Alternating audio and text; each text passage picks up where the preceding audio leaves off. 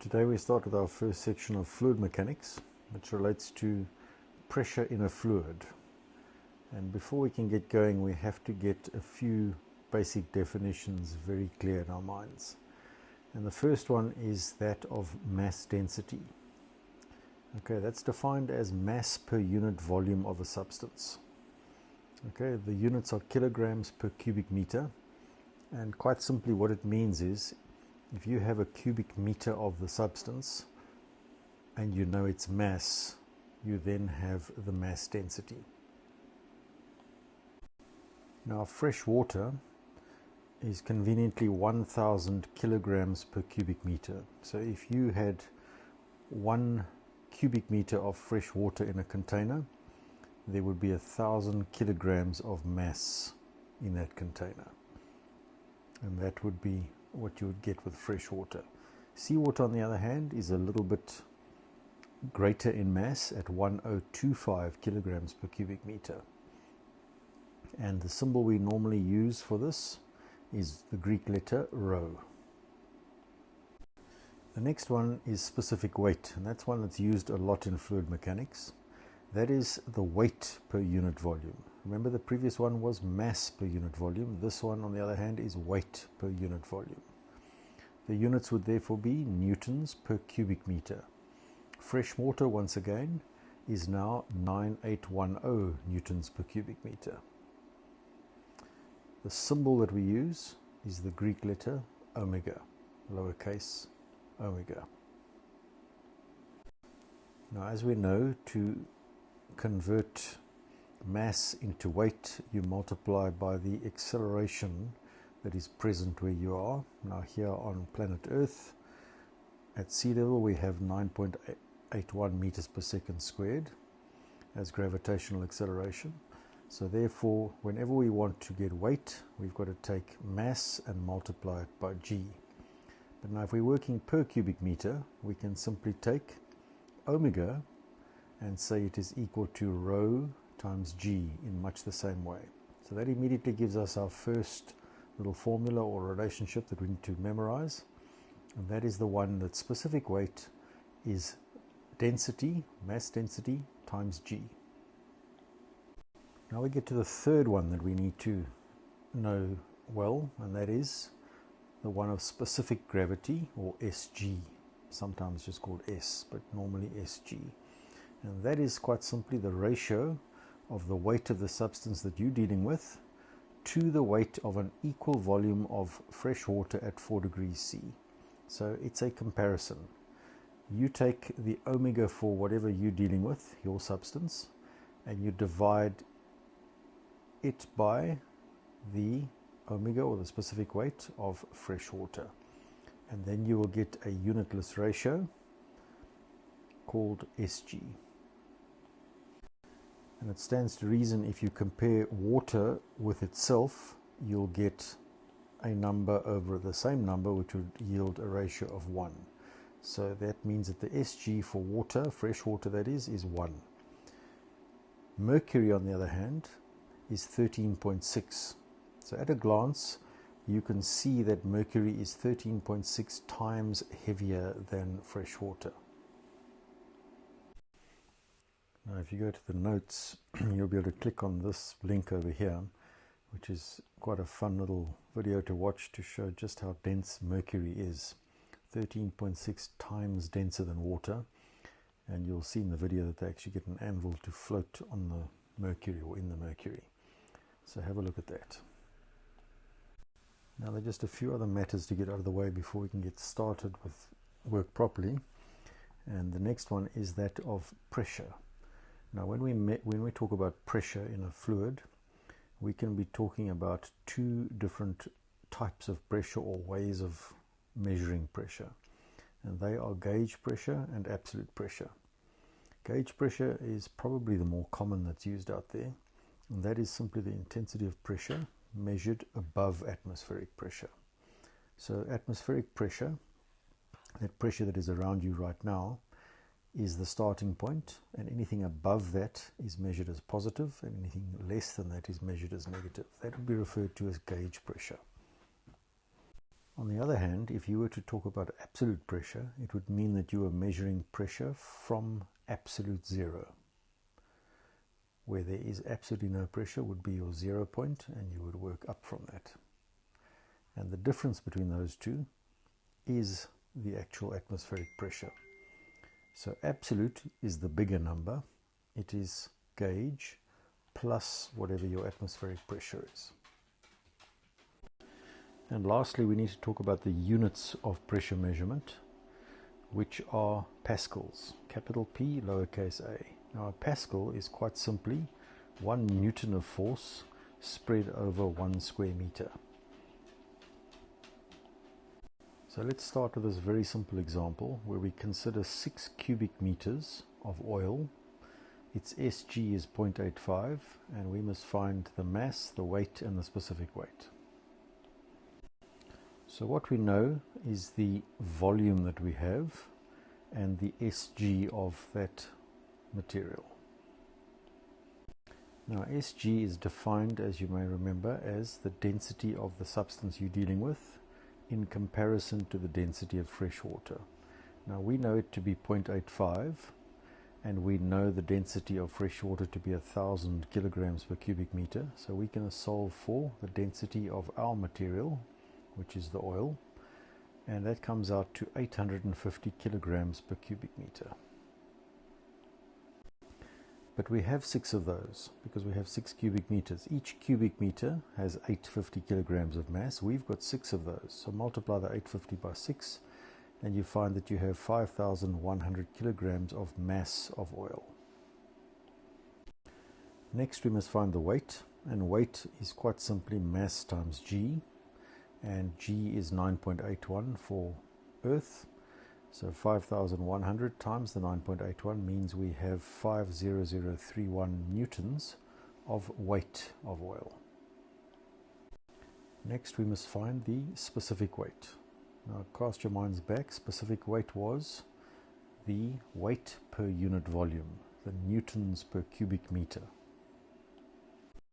Well, if we have 50031 newtons and 6 cubic meters, we divide the one into the other and we find that 8338.5 newtons is the weight of every cubic meter of our substance. And that would be called the specific weight, omega. Next up is a way of working out pressure below the surface of a fluid. Now when we talk about pressure, we actually should be saying intensity of pressure. That's what we mean. Now let's pretend for a moment that this is a swimming pool and there's the surface and we're looking at it from the side, and if you were to swim down to a depth of h and find yourself down at this level, we all know that the pressure is going to be greater than the pressure you experienced at a lesser depth. And the deeper you go, the bigger you make h, the more pressure will be exerted, or the higher will be the intensity of pressure exerted on you. Now the reason the pressure down here is greater than higher up is because of the weight of the column of liquid above you when you're at that level. So let's consider an arbitrary cross-sectional area. So let's just consider a cross-sectional area of area A, and let's understand that directly above A, it could be round, it could be square, whatever it is, that area down here, above it is a column going right up to the surface of the liquid, of that liquid, and clearly that has mass and hence it has weight, and all of that weight is bearing down on this surface that we are dealing with. So by bearing down, it means there's a force exerted. So the force is indeed the weight of that whole column of fluid. There it is. And pressure times area of the base is equal to specific weight times volume. Let's see why that is.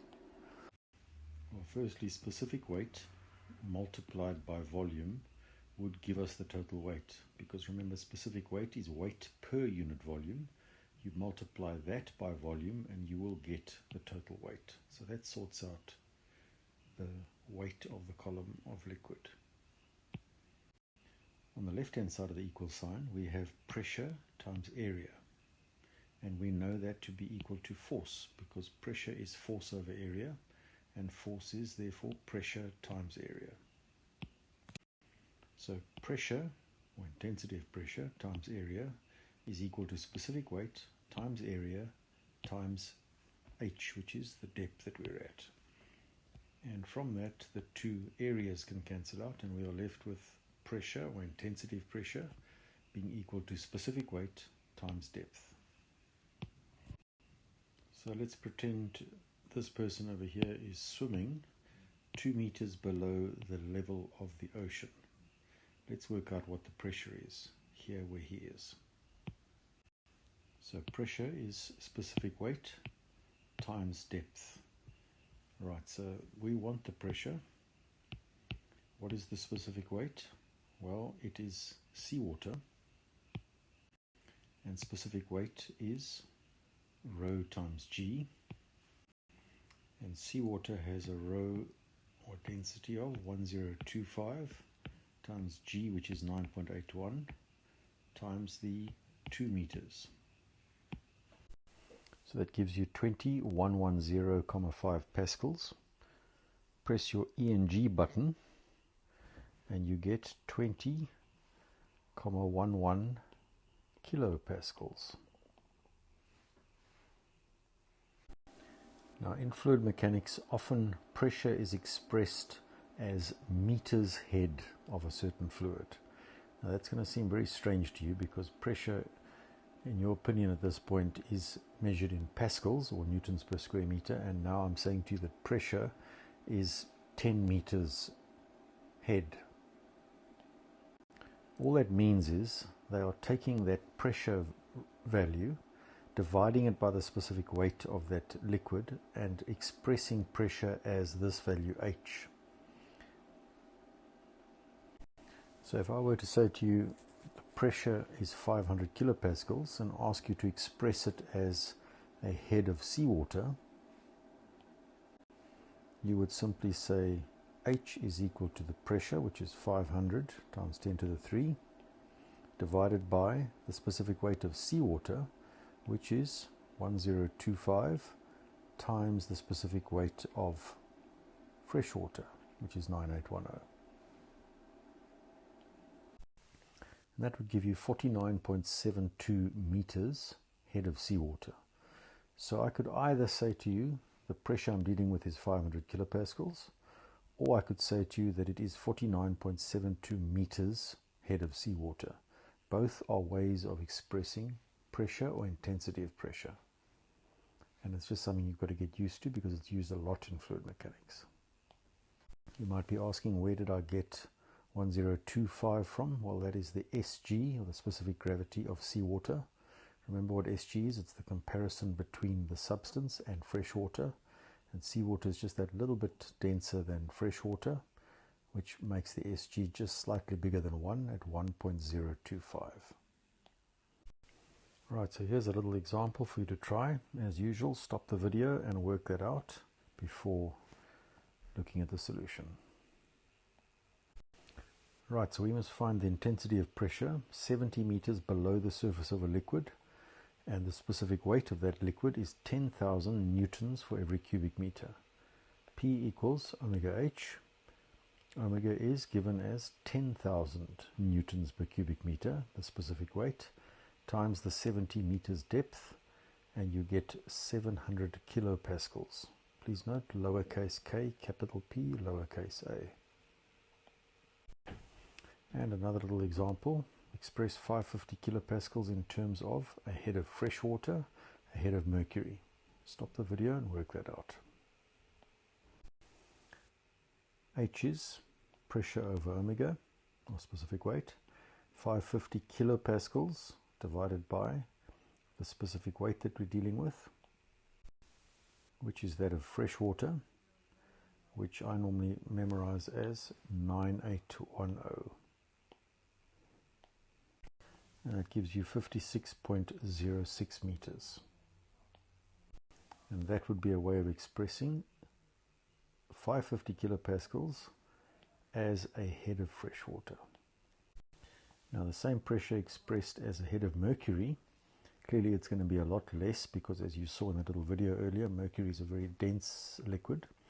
So the same pressure, 550 kilopascals, specific weight of mercury is 13.6 times more than that of water. So 13.6 times 9810 gives you only 4.122 meters.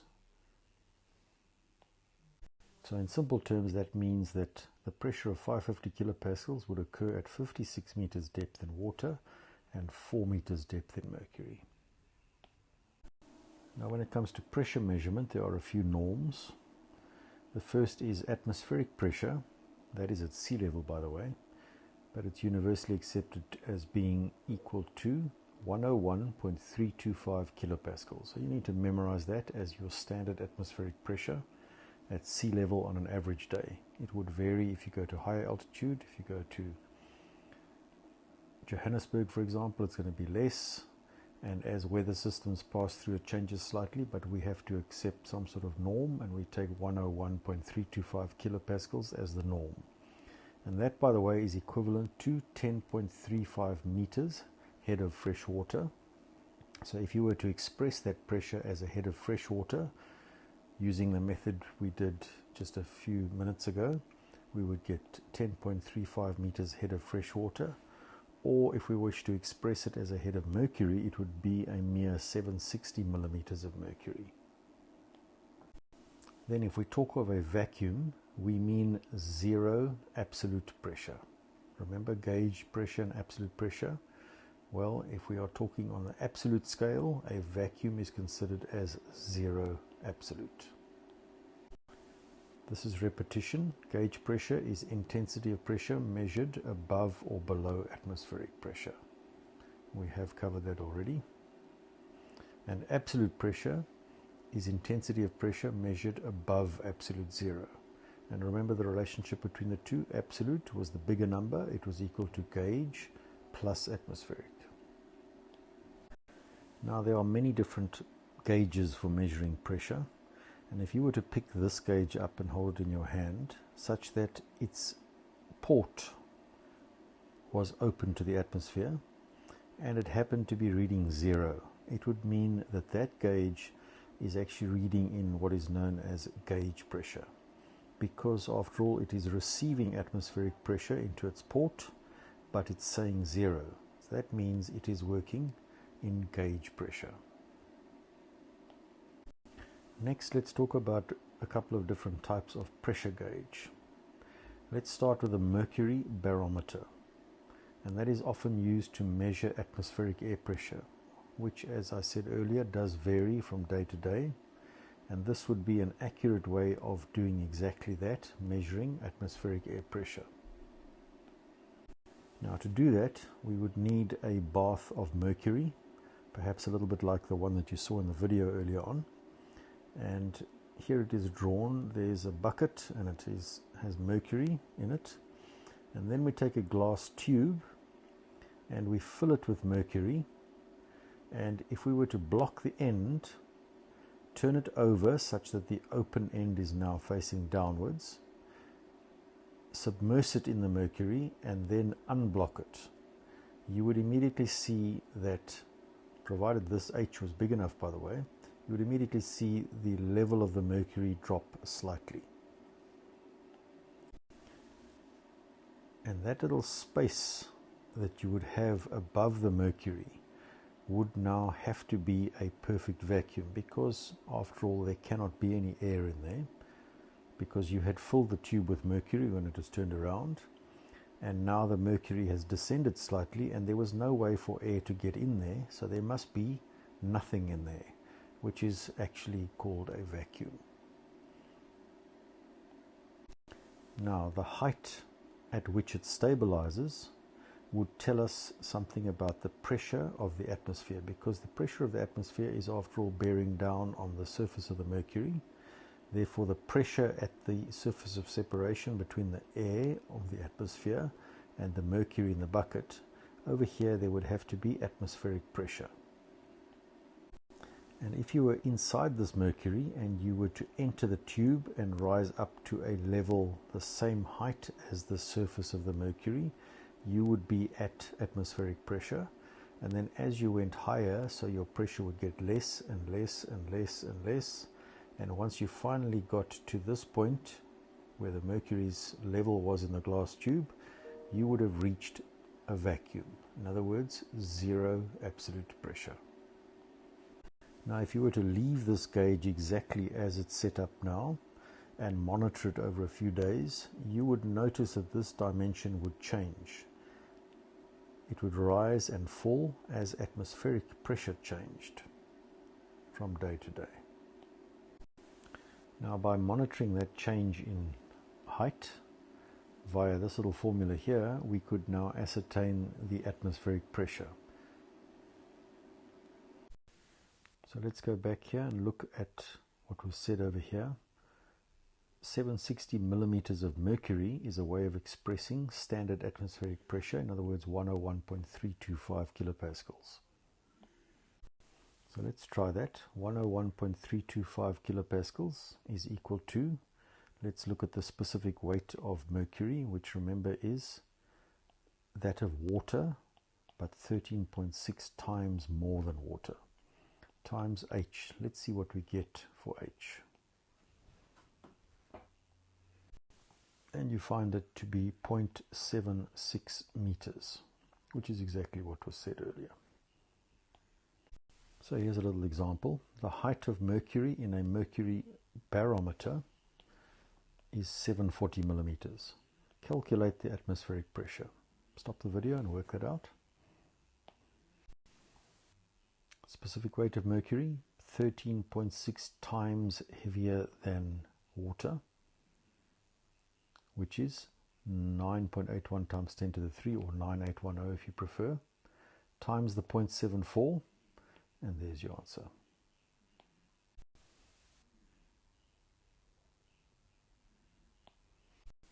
Now here's another clever type of pressure measuring device, also using mercury, but it's using a U-tube. So that is basically any tube that is in the shape of a U. It does not have to have precise 90-degree corners here. It must just be in a more or less U shape like this. What's important is the relative heights. So here we have this clear tube, so we can see the height of the mercury, and shaded red is the mercury itself. Okay, and what we're trying to do is we're trying to measure the pressure of this vessel over here, and we have made a tapping point there, and we've connected the tube. It can be the very same U tube. Down it goes there, across and up, and it's left open to atmosphere on this side. Now as the pressure in the vessel varies, so will this relative height of these two surfaces of separation of the mercury. If the pressure were to increase, point B would descend and point D would ascend, and vice versa. So before we get calculating, let's consider the various specific weights, and let's make the specific weight of the liquid in the vessel that we are measuring. Let's make that omega, and the specific weight of the gauge fluid, which in this case is mercury, we'll make omega subscript m for mercury. Now we learned earlier that when you descend in a liquid, you gain pressure at a rate of omega h. So the pressure here is greater than the pressure at this level by specific weight times distance descended, which is h1. And that means that the pressure at level B is equal to the pressure at level A. It's the same all the way along there because that's all the same level, plus this little piece h1 times the specific weight of the liquid that is in that portion, which is the stuff. Now we go to the other side, and let's work in gauge pressure. Now remember, gauge pressure is where you start your reference at atmospheric pressure. You make that 0, and that's what we've got up here. And in our case, we're going to descend in this liquid down to point C. So the pressure is going to be higher at C than it is at D. pressure at C is equal to the pressure at the top, which is 0 gauge, plus specific weight of this red stuff, which is mercury, times the distance that you descend, which is h2. So pressure at C is 0 plus specific weight of mercury times h2. So that then is the formula that we have derived for such a mercury U-tube manometer of this configuration. This configuration being the one for measuring pressure higher than atmospheric pressure. If on the other hand we want to build a mercury U-tube manometer for measuring pressure less than atmospheric pressure, the only difference will be that the surface of separation on the right hand side will be lower than on the left hand side, because the pressure inside this vessel is less than the atmospheric pressure. So it is slightly different to the previous one, but we can use the same methods and say that the pressure at B here is equal to the pressure at A plus this piece of pressure increase plus this piece of pressure increase. The first one is omega of this liquid from here to here. Omega of this liquid is omega times H1 plus the next little piece, which is now in mercury, which would be this piece, which is omega mercury times H2. So now we have PB equals PA plus that plus that. And you can arrange it as you wish. PA equals PB minus omega H1 minus omega mercury H2. But in this case, PB of course is 0, which makes it even simpler. But there would be how you would use the formula for this little U-tube manometer. Then, if we just want to measure the difference in pressure between two vessels, one over here and one over here, which may or may not be at the same height, let's put them at different heights. And once again, we connect a U-tube manometer between the two. And based on this little difference, H, we could get a relative pressure between the two. We would now not get the actual pressure. All we can get from this is the difference in pressure. So this is for measuring pressure differences.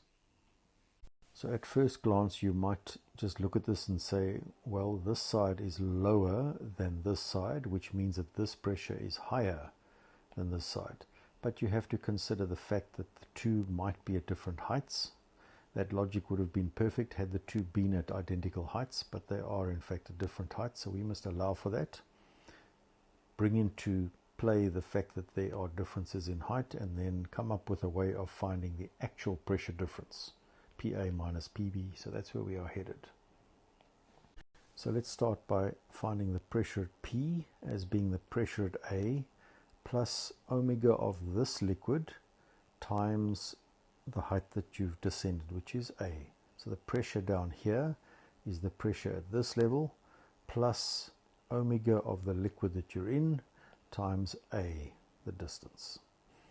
Then on the other side, pressure at Q, which is down here, is the pressure at B, that's at this level, plus omega times this little piece. Now this little piece would be B minus H, would give you that little piece, plus, now you're in mercury, omega mercury times the little distance H that you descend.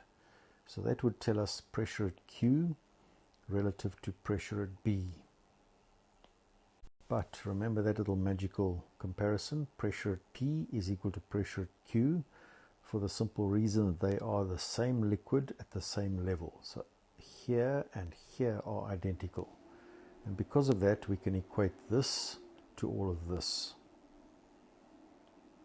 Then we move the PA and the PB to the one side with a minus sign between them, which would be setting up a difference in pressure. Something minus something gives you the difference. So that is the difference in pressure. And it would leave you with all of this on the right hand side, which would be how we would use this device, how we would work out the answer of pressure difference.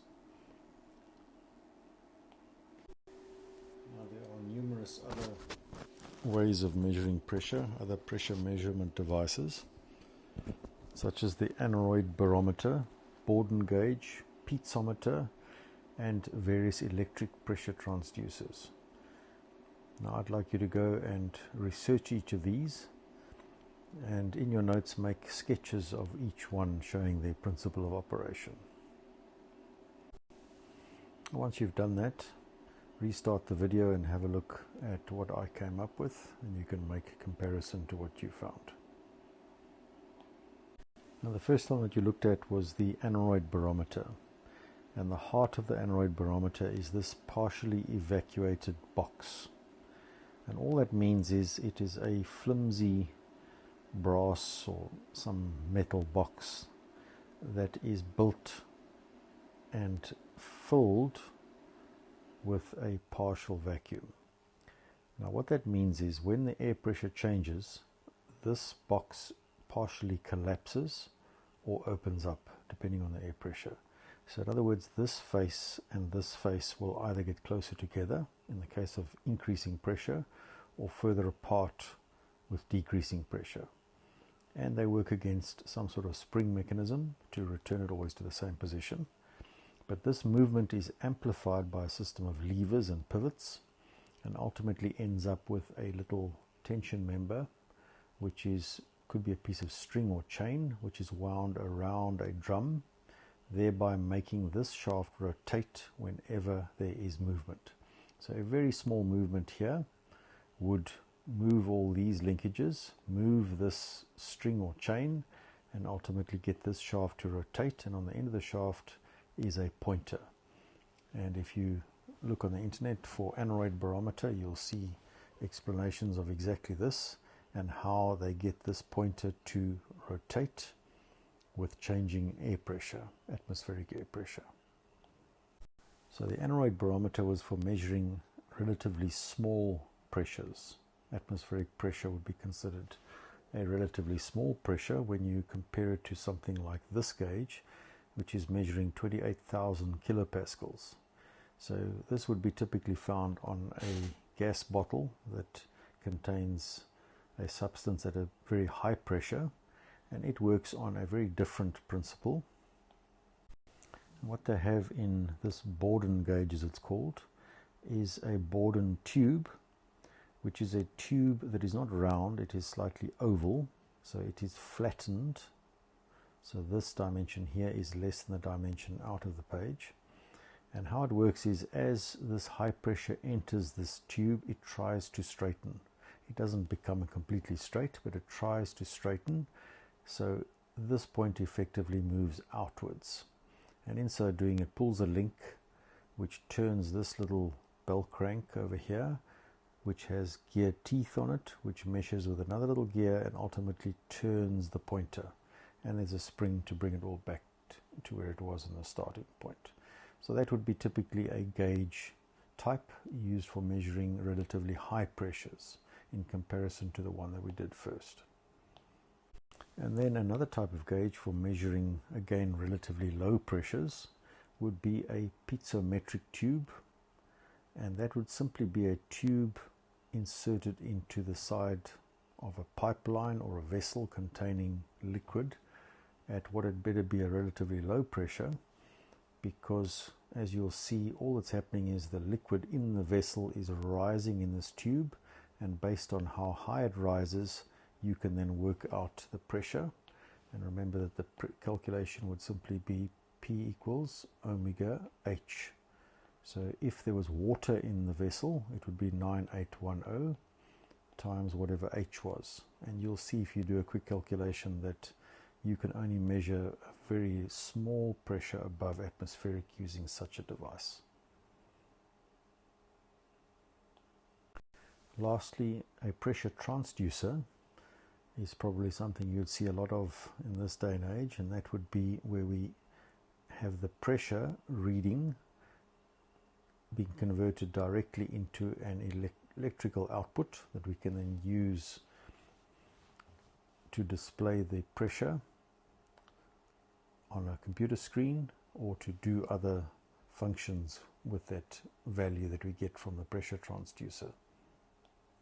And inside the pressure transducer there would be various ways of getting the electrical output to vary with the changing pressure, and the way that is proposed here is to use strain gauges, and the pressure would then act on a diaphragm, and the more pressure there was, the more it would stretch these strain gauges, and that would change the electrical output, which we could then process, and ultimately from that processed data we could then determine what pressure we are dealing with here.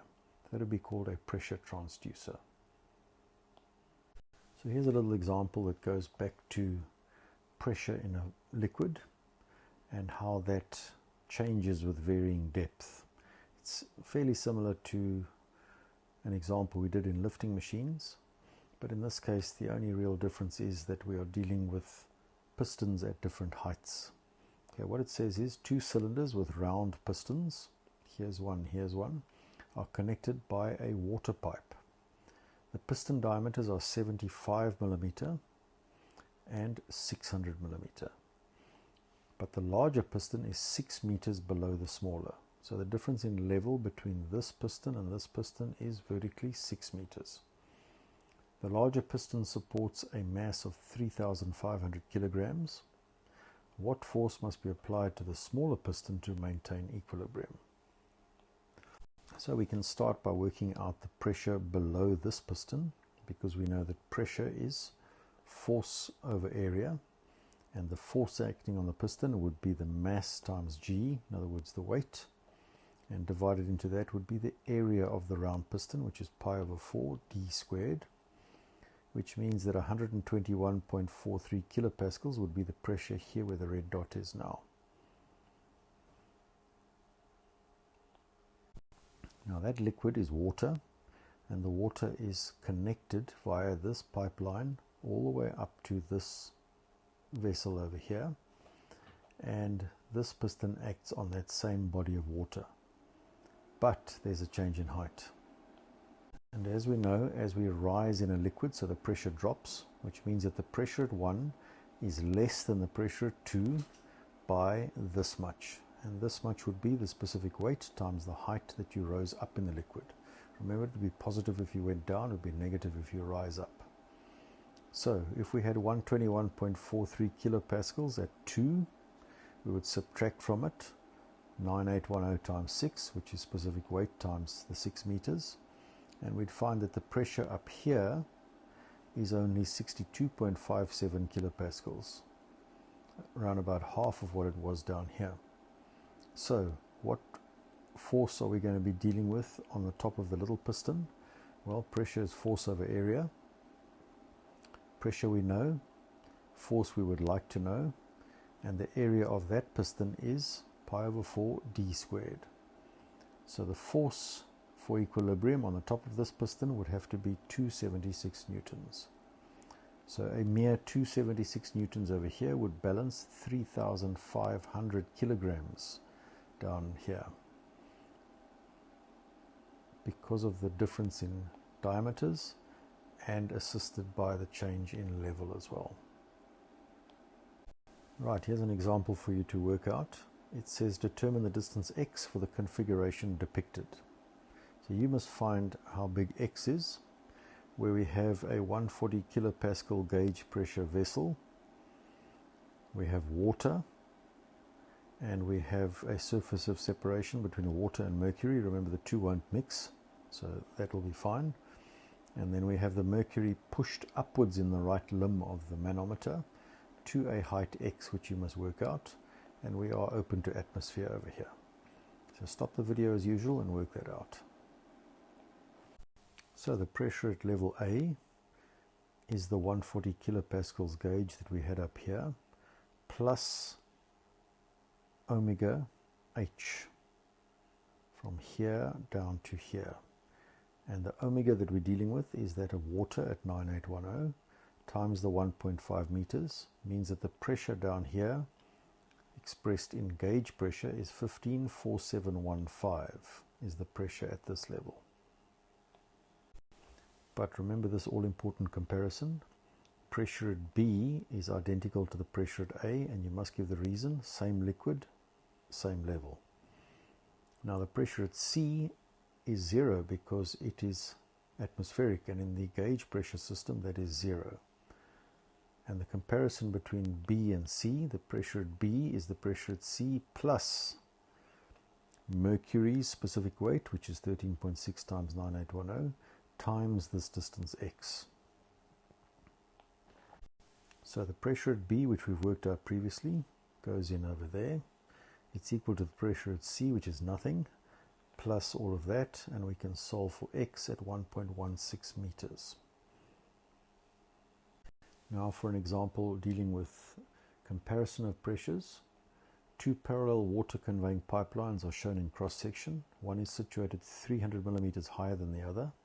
The higher pipeline is running at a pressure which is 35 kilopascals greater than the other pipeline. A mercury manometer is connected between the two pipelines as shown. What will be the difference in height of the mercury in the two limbs of the manometer?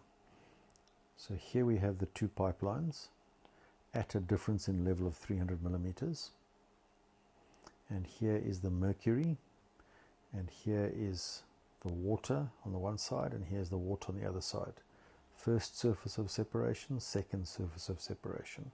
We must find the difference in height. So we'll be looking for this value h.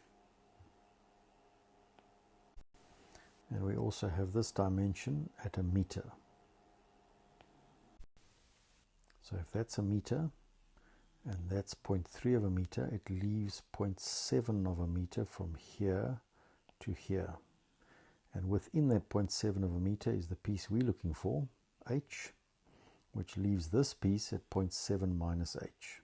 Go through that again slowly to see why this is 0.7 minus h.